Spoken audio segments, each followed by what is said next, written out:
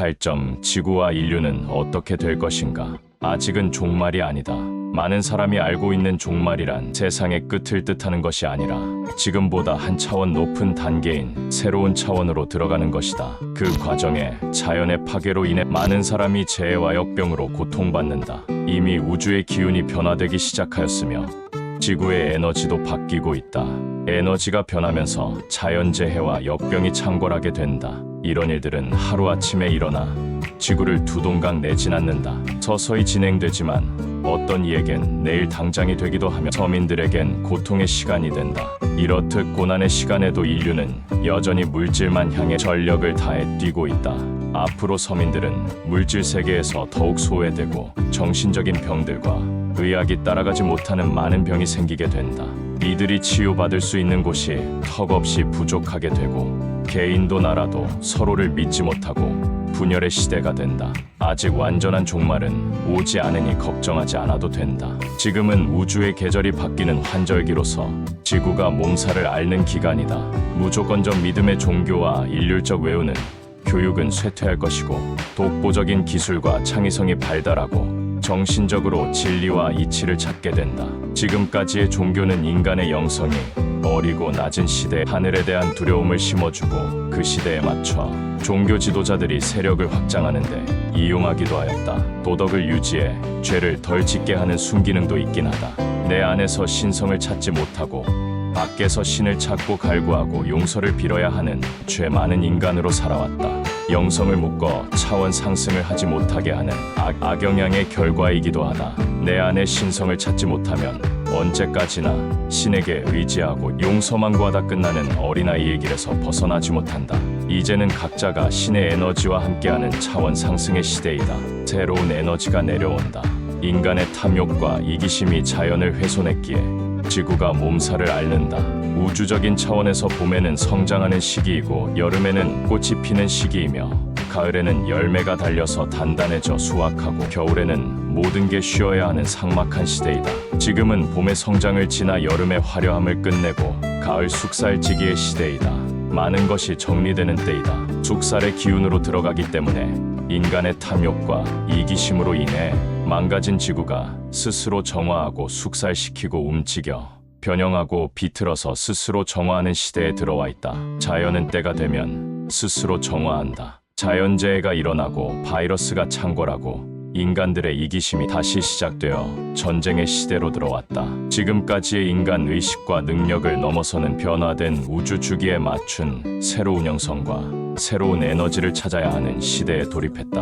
하나님이 원하는 건 하나님을 믿고 빌며 충성하는 것이 아니라 각자의 의식이 차원 상승되고 각자가 신이 되어 창조의 힘을 갖고 우주가 팽창하는 것이다. 의식 상승이 되면 고통의 3차원에서 벗어나며 그곳이 천국이며 극락이다. 이제는 각자 깨어나야 하고 각자가 신의 에너지이며 각자가 신의 분량이란 걸 깨달아야 한다.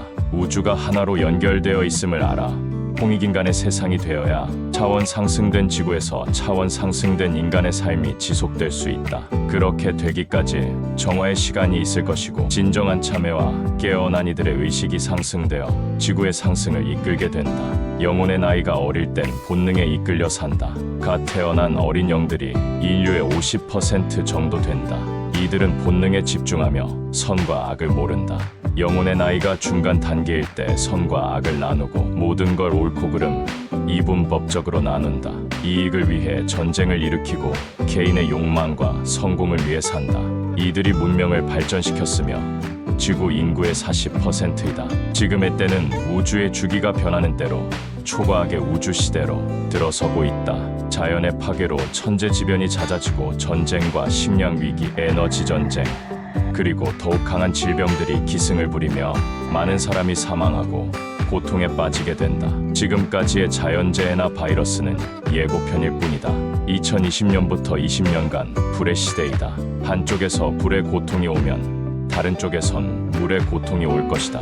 땅에서는 불의 고리가 움직여 세계 곳곳에 지진과 해일이 일어나고 핵시설이 위험해질 것이다. 2022년부터 자연재해와 전쟁이 시작되며 2024년에는 지진의 소식이 자주 들릴 것이고 2026년, 27년에 지진과 폭발 등 전쟁이 정점에 이르고 금융은 위기가 올 수 있다.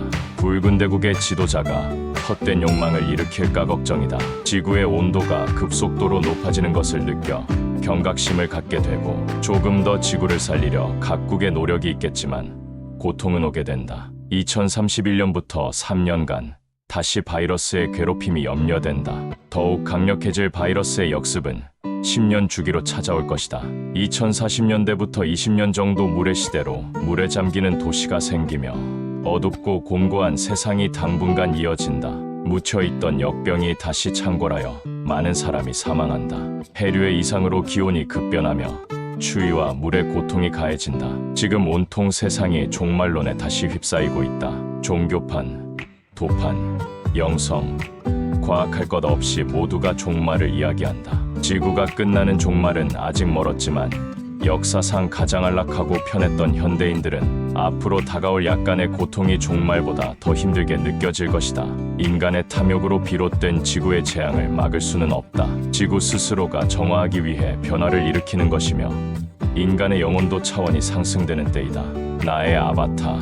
이 글을 읽는 당신은 신의 에너지로 분화되어 온 영혼이다. 오감에 의지하여 창조의 능력은 사라지고 물질 성장 시대의 획일적인 교육에 의해 선악을 규정해 놓았고 죄 많은 중생으로 자처하고 용서를 빌며 하늘로 에너지를 올려보내는 미숙한 기도를 하며 언젠가 온다는 구원의 존재와 구원의 날만 기다린다. 자신의 고통을 해결하는 법을 찾지 못하면 해결법을 찾을 때까지 차원 상승을 하지 못한다. 게임 속 조종당하는 아바타의 삶이 될 것인지 상위 차원에서 아바타를 조종하는 게이머가 될 것인지는 자신이 결정할 수 있다.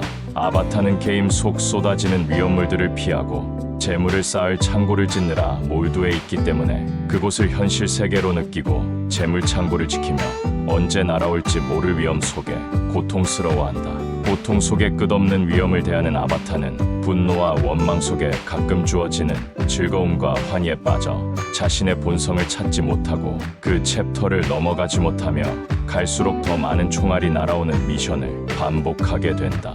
이것이 육도윤회를 끝없이 반복하는 윤회의 이유이다. 위대한 인간의 삶을 어찌 그런 게임과 비교할 수 있나 하겠지만 무지를 벗어나지 못하고 있을 땐 게임 속 아바타와 같을 뿐이다. 높은 차원계에서 내려다보면 인간의 삶은 게임 속 아바타와 같다. 의식이 확장되어 게임에서 벗어나 게이머의 시점에서 내려다보면 게임을 만들어가는 창조의 힘이 생긴다. 그렇게 의식이 확장되어야 운명을 개척할 수 있다. 깨어나야 한다. 아바타에서 벗어나야 짜여진 판을 바꿀 수 있다. 지금은 의식혁명의 시대이다. 의식 변화는 운명을 바꾸고 개척해 나가는 데 있어 씨앗을 뿌리는 중요한 단계이다. 인간은 이번 한 생에 포커스가 맞춰져 있다. 모두가 똑같이 잘 먹고 잘 사는 것만이 목표가 되어 게임 속 아바타로 충실히 살며 프로그램에서 벗어나지 못한다. 모든 성인들이 게임에서 벗어나는 법을 전해주고 갔다. 그것이 차원계를 벗어나는 길이고 해탈의 길이고 천국으로 가는 길이다. 병이 생기는 원리부터 치유의 기적까지 미라클 선.